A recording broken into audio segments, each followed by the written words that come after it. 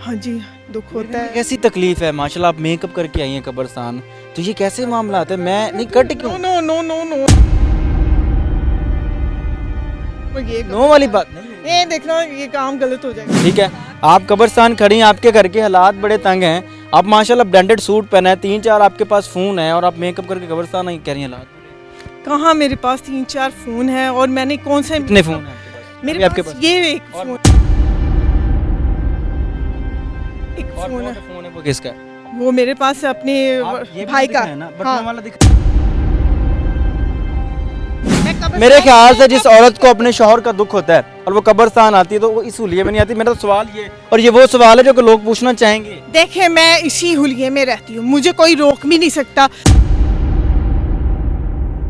कब्रिस्तान मैंने मेकअप कोई करके किया, आने ये की ले बात कर मैंने उतार दिया। वो तो कुछ कैमरे भी में नहीं नजर था। आ रहा है। कुछ भी नहीं, आईब्रो मेरी बनी होती है, आप देखिएगा टिकटॉक में भी, आप देखिएगा टिकटॉक में होता भी। है कि आपको इनके जाने का दुख है, जब इनकी कब्र पे आती है तो आपको दुख होता है। होता है दुख, क्योंकि ये बच्चियों के लिए खर्चा जो बेचते थे 20,000, जो बेचते थे 20,000, कुछ नहीं दिया इसने, सारा कुछ खुद ही हड़प किया। बैंक बैलेंस भी तारक टैडी का कितना होगा, बड़ा था। इसने वो बच्चे के पास है, गाड़ी, बैंक बैलेंस, घर, अगर सारा। अच्छा जी, अभी जा रही हैं अब। मशहूर कॉमेडियन तारक टैडी की बीवी का असली चेहरा क्या? मजलूम, गरीब और लाचार बनकर हमदर्दियां कैसे ली जाती हैं। पंजाबी की एक मिसाल है ना कि जिंदा लखदा ते मरिया 1.25 लाख दा। बाखुदा इस वीडियो में आपको समझ लग जाएगी। अस्सलाम वालेकुम नाज़रीन, आपका मेज़बान मुजाहिद नयाब आपकी खिदमत में हाजिर है और आप देख रहे हैं एमएन पॉइंट। इस वक्त मैं मौजूद हूँ मशहूर कॉमेडियन तारक टैडी की कब्र पर। रात का वक्त है, मेरे ख्याल से इस वक्त वीडियो बनाना मुनासिब नहीं था, लेकिन मजबूरी है आपके साथ ये मामलात शेयर करना। मेरे साथ तारक टैडी साहब की बेवा मौजूद हैं, जिनका कहना यह है कि तारक साहब खुद तो इस दुनिया से चले गए हैं, लेकिन मेरा और मेरे बच्चों का हक नहीं मुझे मिला। बात करते हैं और जानते हैं कि किस किस्म का हक है, क्या हक है जो इनको मिला नहीं है। अस्सलाम वालेकुम। वालेकुम सलाम। आप तारक टैडी साहब की बेवा हैं? जी, मामला क्या है, किस चीज़ का हक मांग रही हैं और कब शादी हुई, कितने बच्चे हैं? शादी हमारी 2009 में हुई और 2 बेटी हैं, सफ़ा तारिक, मरवा तारिक, 2 बेटी हैं और पहली मिसेस में से एक बेटा है। 3 बच्चे हैं तारिक टैडी के।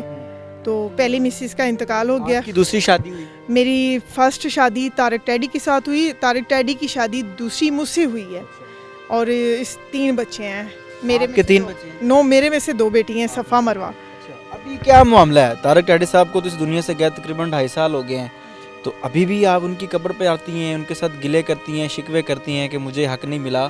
किस चीज़ का हक नहीं मिला? देखिए, बच्चियाँ आती हैं अपने बाबा को मिलने, ये लोगों ने बच्चियों को मिलने नहीं दिया आखिरी लम्हे, तो कब्र पे तो आना बनता है बच्चियों का। तो इंसाफ अभी तक नहीं मिला। जो कुछ भी है बच्चे के पास है, गाड़ी, बैंक बैलेंस, घर, अगर सारा कुछ तारिक टैडी का था तो तारिक टैडी की कब्र क्यों नहीं बनाई इस बच्चे ने? आप देखिए, मैंने बनवाई है, मेरे भाई ने बनाई है। अल्लाह उसको सेहत तंदुरुस्ती वाली ज़िंदगी दे जिसने ये कब्र बनाई है।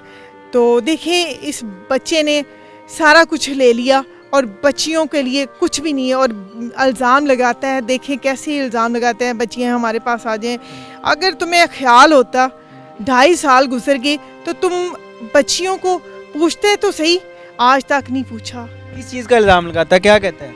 कि ये अच्छी नहीं है, अपने बाप को बुरा भला कहती थी। आज तक सफ़ा मरवा ने अपने बाबा को कभी बुरा भला नहीं कहा। बाप ही ये होता तारक टैडी साहब का पहला बेटा ये कहता है कि जो आप में से उनकी बेटियां हैं वो अपने बाप को बुरा भला कहती थी। है। जी, ऐसे कहता था। उसका पर वजह क्या बताता है, क्यों कहती थी? वो जब तारक टैडी का जनाजा उठाया गया, उसके बाद उसने हमारे पे इल्ज़ाम लगाया। अभी तो कफन ही मैला हुआ था, जो उसने बातें की, कुछ शर्म होनी चाहिए बेटा। बाप जब चले जाता है ना, उस पे बीती है कैसी गुजरती है। अब सफ़ा मरवा पे यतीमी वाला जो है ना, वो कोई भी नहीं ख़त्म कर सकता। वो अपने बाप को मिलने के लिए कब्रिस्तान आती हैं, गिले शिकवे अपने बाप से करती हैं। तुमने तो आज तक नहीं पूछा, बातें तो तुम मीडिया में ऐसे करते हो जैसे पता नहीं कितना हम बच्चियों को दे रहा है, कुछ नहीं दिया इसने, सारा कुछ खुद ही हड़प किया। बैंक बैलेंस भी तारिक टैडी का कितना होगा, बड़ा था, इसने वो इनके इंतकाल के बाद बहुत पैसा निकलवाया और बाद में कहा तारिक टैडी पे कर्जा बहुत, कब्र पे कसम रखती हूँ कि तारिक टैडी पे कोई कब्र पे तारिक टैडी पे कोई कर्जा नहीं था, इतना कमाया, आप भी जानते हैं कि उस पर कितना कर्जा होगा कम से कम है। सारी जायदाद कहाँ गई? एक शख्स है जो कि हॉस्पिटल में पड़ा था, उसकी इलाज के लिए वीडियो बना बना के लोगों से इमदाद मांगी गई कि उसके पास इमदाद के लिए नहीं है। ये हर अदाकार के साथ यही होता है। अभी रिसेंटली लकी डेयर जो है वो हॉस्पिटल में गए, ऐसे ही होता है कि एक अदाकार पूरी ज़िंदगी कमाता है, पूरी ज़िंदगी काम करता है, जब उसके आखिरी वक्त आता है फिर उसको दफनाने के लिए, उसके इलाज के लिए पैसे नहीं निकलते, या फिर पीछे बैठे लोग जो होते हैं, बेटे होते हैं या बीवियाँ होती हैं, वो खा जाती हैं। चक्कर क्या होता है? नहीं देखिए, हमने कुछ नहीं खाया, बेटे के पास है, अय्याशियों में। मुझे कब्र पे बात नहीं करनी चाहिए, ये बाद में करूंगी, पर खुल के बताएं, मैं चाहता हूं कि देखने में नहीं, ये बहुत बुरा असर हो जाएगा। देखें, अय्याशियों में टाइम गुजारा, जोड़ा नहीं, अगर छोड़ के गए हैं तो 1,32,000। आप देखें कितना कमाया इस बच्चे ने, सारा ही तारिक टैडी के बेटे ने पैसे निकलवाए। जब मैंने बंद करवाया तब मुझे सारे एक्टरों का फ़ोन आया कि आपने बैंक क्यों बंद करवाया। देखें क्या बंद करवाया, सुने तो सही, 1 लाख छोड़ के गया, इतना कमाने के बाद कहाँ गया। मुझे लालच नहीं है, मैं आपको सही बताऊं, मैंने विरासत तकसीम करवाई तो बच्चों के नाम करवाई। अभी तक मैं कोर्ट कचहरियों में धक्के खा रही हूँ। अगर तकसीम हुई तो कब्जा देने के लिए ये तैयार नहीं, CMO से फ़ोन करवाता है। इतनी प्रोज है CMO उसमें कि बच्चियों को हक न मिले। का जो बेटा है तारिक टैडी साहब का पहला, वो आप पर इल्ज़ाम तराशी भी करता है कि आपके किसी के साथ ताल्लुकात हैं। शादी में जब यानी कि तारिक टैडी साहब जिंदा थे तब भी आपके मामलात थे, अभी भी थे। इस बात में कितनी सदाकत है? झूठ बोलता है। क्यों? कर क्यों रहा है? वो झूठ बोलता है। वही बच्चा, अगर मेरे ताल्लुकात होते तो मैं आज तारिक टैडी की कब्र पे मौजूद होती, बच्चियों को पालती, बच्चियों के साथ कोर्ट कचहरियों में धक्के खाती, उनको स्कूल लेके जाना। स्कूल ये कोई माँ ऐसे नहीं करती, पर इसने इल्ज़ाम बहुत गंदे लगाए। अपना किरदार गंदा होना तो लोग कीचड़ उछालते हैं। पहले अपने गिरेबान में झांको, क्या उस घर में क्या नहीं होता, आपको मैं वो भी बताऊंगी। क्या सारी वीडियो हो है, क्या होता है, क्या लड़कियों के साथ चक्कर है इस बच्चे के। अच्छा। मैं भी सच बताऊंगी, मैं तो चुप हूँ, फिर भी चुप थी, आज मैं बोलूंगी क्योंकि मेरी बच्चियों के साथ ज्यादती हो रही है, इंसाफ नहीं मिल रहा। 2.5 साल हो गए, क्या बच्चियाँ कोर्ट कचहरियों में 10 साल घूमती रहेंगी? अच्छा, मुझे बताएं कि आपका यानी कि तारिक टैडी साहब का जो पहला बेटा है वो आपको, आप कह रही थी ऑफ कैमरा, मुझे कहता है जी आप फील्ड में आ जाएं। हाँ जी, वो तो उसने मीडिया में भी कहा है, मेरा होंठ कटा हुआ है, अल्लाह का शुक्र है, आप मेरे भाई हैं, आप देखें मेरा कोई होंठ नहीं कटा हुआ, मैं बिल्कुल, अल्लाह का शुक्र है, मैं ठीक हूँ। और वो चाहता है कि मैं फील्ड में आऊँ, मैं कोई फील्ड में से नहीं हूँ, मैं हाउस वाइफ हूँ और मैं कभी भी नहीं आऊँगी। मैंने अगर काम करना होता तो मैं आज अपनी बच्चियों को पालने के लिए लोगों से कहती तो ना कि इन बच्चों को हक। ये सारे मामला एक साइड पे हो गए कि तारिक टैडी साहब इस दुनिया से गए, आपको हक नहीं मिला, आपकी बच्चियां दरबदर हो गई। अब मुझे ये बताएं कि आपको इनके जाने का दुख है, जब इनकी कब्र पे आती है तो आपको दुख होता है? होता है दुख, क्योंकि ये बच्चियों के लिए खर्चा जो भेजते थे 20,000, खर्चा जो भेजते थे 20,000, यहाँ तक इस खातून का इंटरव्यू बिल्कुल सही चल रहा था, लेकिन इससे पहले जो 7 से 8 मिनट मैंने इसके साथ गुफ्तगू की, इसी इंटरव्यू के अंदर इस खातून ने बार बार जो बात की वो बात थी पैसा, प्रॉपर्टी, जायदाद और बैंक बैलेंस, जिससे बात जाहिर मुझे ये लगा कि ये खातून मरहूम तारिक टैडी की कब्र पर किसी दुख से नहीं बल्कि मीडिया को एंगेज करके पैसों के लालच, बैंक बैलेंस और प्रॉपर्टी के चक्कर में आई है। मैंने इस खातून की नीयत को समझा और इससे चंद सख्त सवालात किए जिनके जवाब बहुत ही दिलचस्प मिले। इस वीडियो को देखिएगा और फैसला कीजिएगा कि यह खातून मजलूम है या सिर्फ कब्र का और मरहूम तारिक टैडी की मरहूमियत का फायदा उठाने का कोशिश कर रही है। घर के हालात कैसे हैं? बड़े तंग? बहुत तंग, क्योंकि मैं अभी भी अजीज़ों के घर रहती हूँ। आप को भी बताएं कि मैं कहाँ से आती हूँ, इतनी दूर से आना कोई आसान बात नहीं। कमां से कचहरी पहुँचना 1.5-2 घंटे लगा के इन बच्चियों के लिए। मेरे पास रहने के लिए घर नहीं है, मैं अपने अजीज़ों के साथ रहती हूँ। जब आप कब्र पे आती हैं तो आपको बड़ा दुख, बड़ा तकलीफ होती है? हाँ जी, दुख होता है। कैसी तकलीफ है, माशाल्लाह आप मेकअप करके आई हैं कब्रिस्तान, तो ये कैसे मामला है? मैं नहीं कट क्यों? No no no no no, ये नो वाली बात नहीं, ये देखना, ये काम गलत हो जाएगा। मुझे मेरे सवाल का जवाब चाहिए। नहीं, ये गलत हो जाएगा। मेरी बहन मुझे जवाब में की बात ना करें। करके मैं कब्रिस्तान में खड़ा हूं, तो मैं कब्रिस्तान के रिलेटेड सवाल करूंगा ना मेरी बहन। नहीं नहीं, गलत हो जाएगा, बहुत बुरा असर पड़ेगा। मैं तो वो सवाल कर रहा हूँ जो कि मेरे वीडियो देखने वाले करेंगे मुझे। नहीं करते। मैंने आपके मामलात पे वीडियो बनाई, उठाया, मुझे मेरे सवाल का जवाब दे देना।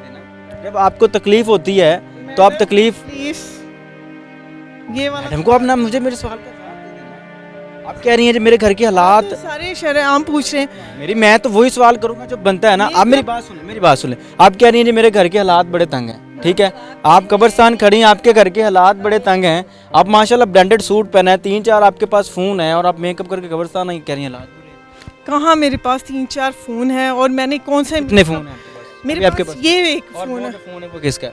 वो मेरे पास है अपने आप ये भी भाई तो का। दिखाएं ना, बटन हाँ। वाला दिखा रही हैं, ये भी तो दिखा देना। ये क्यों कर रही हैं? देखिए, आप मेरे पे इल्जाम लगाना शुरू कर दिए हैं। मैं तो देखिए, आप मेरे पे इल्जाम लगाना शुरू कर दिए हैं। मैं तो कैमरे के देखिए, सामने आपसे सवाल नहीं बात। इस खातून ने मुझे कहा कि मैं इस पर इल्जाम लगा रहा हूँ, लेकिन अब फैसला आप पे छोड़ा। क्या मैंने इस पर इल्जाम लगाया या जो बात हक की थी वो की है? आपकी जवाब देती हूँ। कौन सी ऐसी लेडी है जो मेकअप नहीं करती?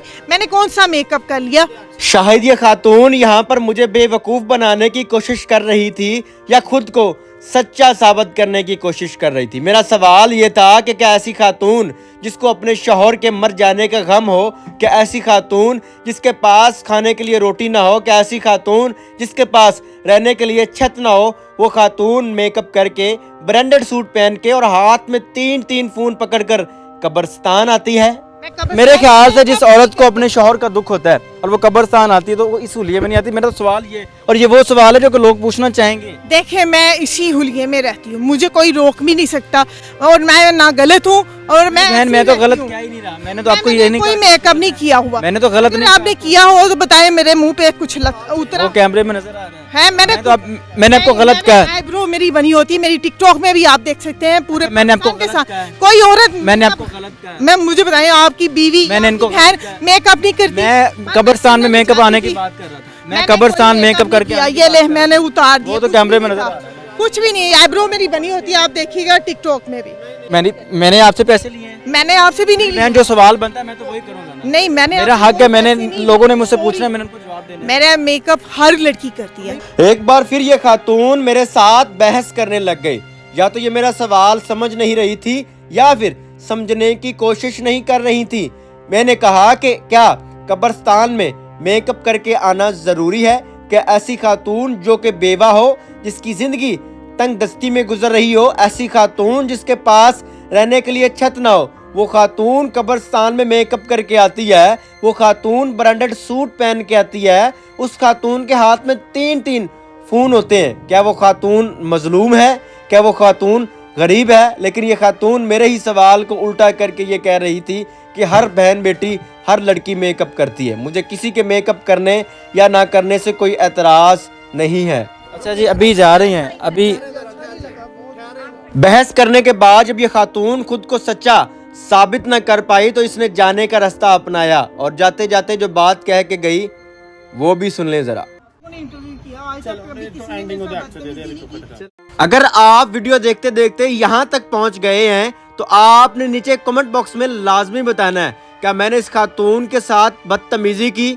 क्या मैंने इस खातून के साथ कोई ऐसा सवाल किया जो कि बदतमीजी में गिना जाएगा? बल्कि मैंने तो वही कोशिश की कि अपने देखने वाली आवाम जो कि मुझे देखती है उन तक सच पहुंचाऊं, उनको सच दिखाऊं कि एक खातून कैसे कब्र और अपने शौहर की मरूमियत का फायदा उठा रही है। आप खामोश हो जाए मेरी। जब इस खातून की सारी हकीकत इसी ही वीडियो में खुलने लगी तो इस खातून ने क्या कहा?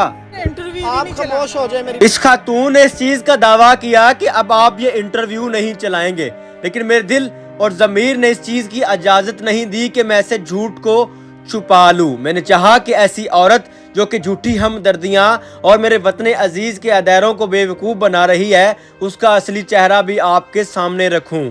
सो मैंने वही किया जो मुझे करना चाहिए था। अब फैसला आपके ऊपर, क्या मैंने सही किया या गलत किया पाकिस्तान जिंदाबाद।